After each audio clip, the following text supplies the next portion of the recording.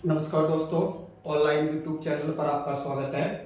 दोस्तों, आज हम लोग चर्चा करेंगे जो हम लोग पढ़ रहे थे गुहिल वंश मेवाड़ का। इस गुहिल वंश में हमने सबसे पहले इसका संस्थापक पढ़ा गुहिलादित्य गहलोत गुहा, क्योंकि वो गुफा में पैदा हुआ था। कमलावती ब्राह्मणों के जो वंशज थे उनके द्वारा उसका लालन पालन किया गया। गुहिल के ही 8वीं पीढ़ी का एक वंशज हुआ था, यानी गुहिल के बाद में हमने चर्चा की थी। उसकी 8वीं पीढ़ी में हुआ नागादित्य। नागादित्य जो पूर्व शासक था, जिसको ईडर के आसपास के भीलों ने घेर करके और जब वो शिकार खेलने गया तब उसको मार दिया। उसी का 3 वर्ष का जो बच्चा बचा, जिसको ब्राह्मणों की जो गाय चराता था और जो आगे चल करके बप्पा रावल के नाम से प्रसिद्ध हुआ, जिसको रणकपुर प्रशस्ति के अंतर्गत कालभोज या मालभोज के तौर पर जाना गया। बप्पा रावल जिसने पहला सोने का सिक्का चलाया राजस्थान के अंतर्गत, बप्पा रावल जिसने नागदा को राजधानी बनाई, जिसने नागदा को ही अपना समाधि स्थल भी माना। और इसके अलावा उन्होंने एक लिंग जी के मंदिर का निर्माण करवाया उदयपुर के कैलाशपुरी नामक स्थान पर। तो बप्पा रावल के लिए कहा जाता है कि पाकिस्तान का जो रावलपिंडी शहर है उन्हीं के नाम पर बसा हुआ है। बप्पा रावल के कारण 400-500 साल तक अरब आक्रमणकारियों की हिम्मत नहीं हुई कि वो भारत पर आक्रमण कर पाए। बप्पा रावल के लिए कहा जाता है कि वो 35 हाथ की धोती पहनता था, 16 हाथ का उसका दुपट्टा था, 4 बकरों का भोजन करता था, एक झटके में माता की यहाँ 2 भैंसों की बलि देता था और 1280 केजी की, यानी ये कहे कि 40 मण की उसकी खड़ग या तलवार थी जिससे वो लड़ाई करता था। सोचिए ऐसा बंदा अगर युद्ध स्थल में आए तो उसके सामने कौन टिकेगा। इसीलिए अरब आक्रमणकारियों की भी लंबे समय तक है वो हिम्मत नहीं हुई कि वो भारत पर क्या करे, आक्रमण। दोस्तों, इसके बाद में अब हमने बप्पा रावल के बाद में आज हम चर्चा करेंगे अगला शासक, जिसका नाम मिलता है आलू रावल। और आलू रावल को ही एक और नाम दिया जाता है अलहट। अलहट या आलू रावल।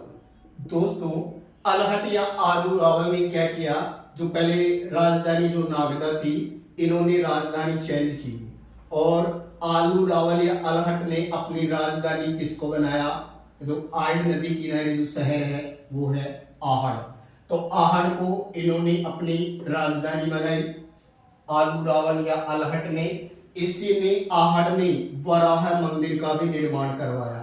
तो याद रखिएगा, जो आहड़ में जो वराह मंदिर है उस मंदिर का निर्माता भी अलहट ही था। इन्होंने आहड़ को राजधानी बनाई थी। दोस्तों, ये जो वराह मंदिर है ये पुष्कर के अंतर्गत भी है और पुष्कर के अंतर्गत ये जो वराह मंदिर है इसका निर्माता जो है वो आनाजी या अर्णोराज को माना जाता है।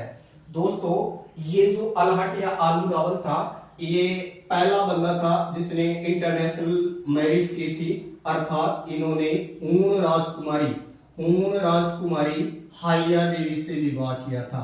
हूण राजकुमारी हारिया देवी से विवाह करने वाला कौन था, अलहट या आलू रावल ही था। दोस्तों, माना जाता है इन्हीं के समय से राजस्थान में नौकरशाही की शुरुआत भी मानी जाती है, अर्थात सबसे पहले नौकर रखने के लिए ये जाने जाते हैं और शाही अंदाज में जीने के लिए जाने जाते हैं। तो नौकर रखने की जो परंपरा है वो इन्हीं के समय से आई। तो राजस्थान का पहला अंतरराष्ट्रीय विवाह करने वाला अलहट था। जबकि भारत के अंतर्गत हम बात करते हैं तो इसका उत्तर होता है चंद्रगुप्त मौर्य के लिए जाना जाता है। ओझा के अनुसार अलहट ने प्रतिहार वंश के देवपाल को हराया था।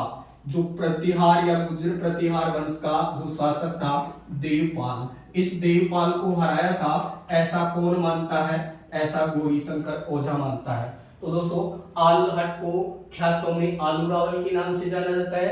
अलहट ने वराह मंदिर बनवाया था उदयपुर आहड़ में और आहड़ को इन्होंने राजधानी बनाई थी। इससे पहले बप्पा रावल वगैरह की राजधानी नागदा रही। इन्होंने यही आहड़ में वराह मंदिर का निर्माण करवाया। अलहट ने हूण राजकुमारी हारिया देवी से विवाह किया था।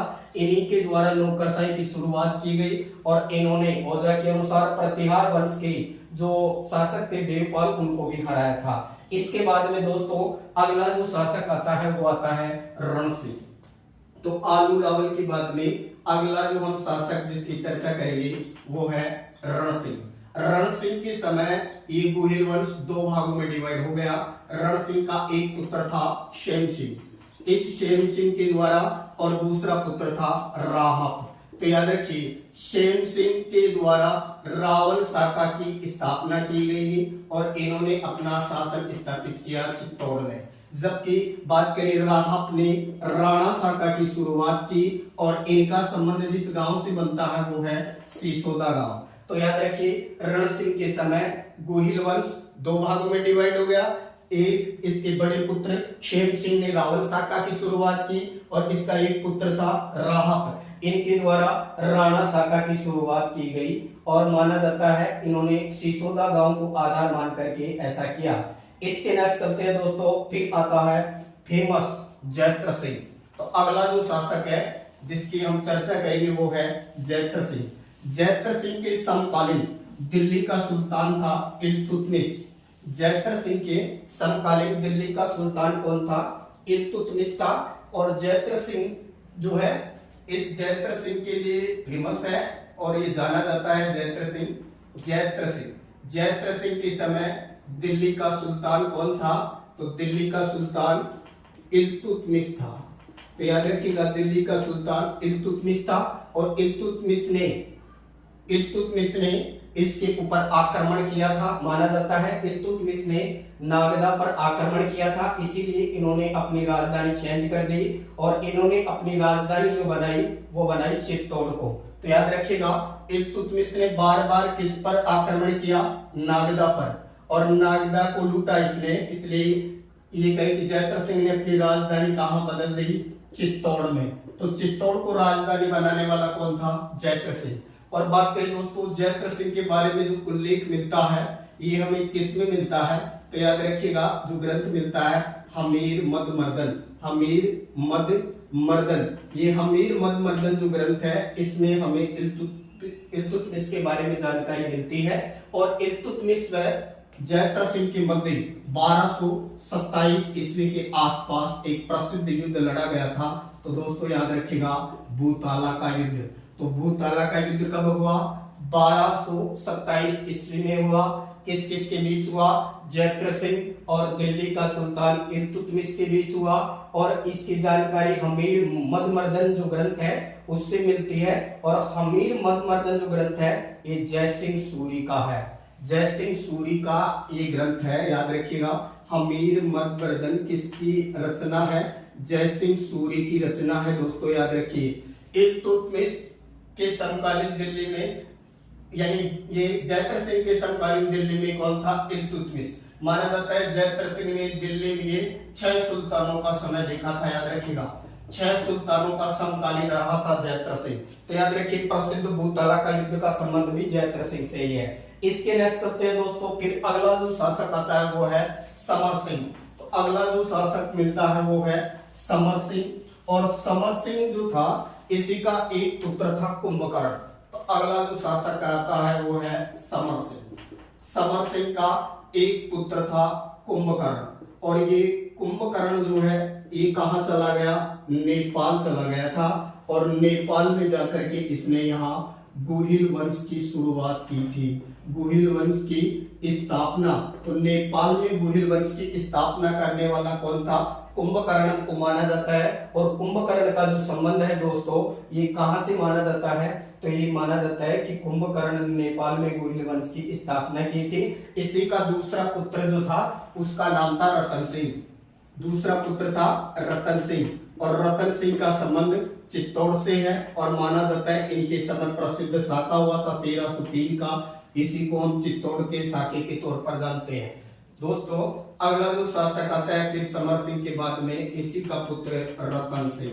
तो अब हम बात करेंगे रतन सिंह की, जो 1301 के आसपास राजा बना और 1303 तक ये शासक रहा रतन सिंह।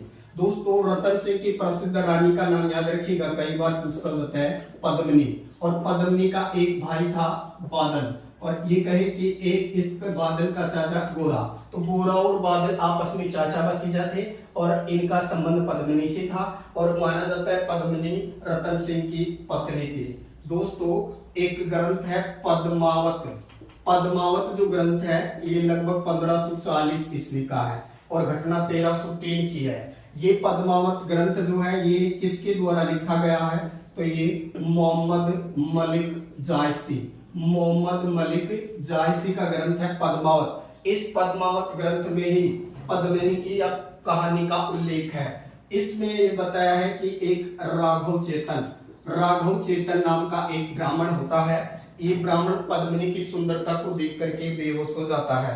माना जाता है ये फिर जाकर के एक खिलजी, अलाउद्दीन खिलजी को पद्मिनी के बारे में सारी स्टोरी बताता है। अलाउद्दीन खिलजी पद्मिनी को प्राप्त करने के लिए या साम्राज्यवादी प्रवृत्ति के कारण ये चित्तौड़ पर आक्रमण करता है और चित्तौड़ पर आक्रमण होता है। रतन सिंह गोरा बादल मारे जाते हैं, अर्थात केसरिया किया यहाँ रतन सिंह ने। और बात करें कि पद्मिनी, इन्होंने यहाँ अग्नि जोहर किया, 1600 रानियों के साथ में इन्होंने यहाँ जोहर किया, इसीलिए चित्तौड़गढ़ में जोहर मेला भी लगता है, याद रखिएगा।